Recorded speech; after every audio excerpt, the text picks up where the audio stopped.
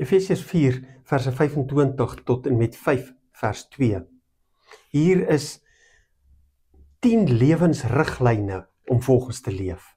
10 riglyne wat ons help om 'n vol lewe te leef.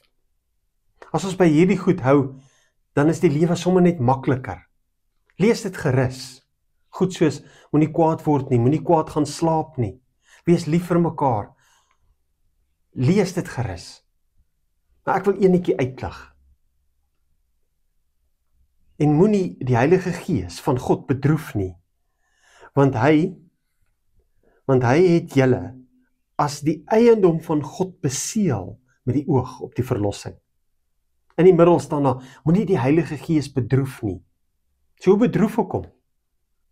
Wanneer ek dit doen wat teen God is. Wanneer ek juis hierdie 10 grondbeginsels nie nakom nie.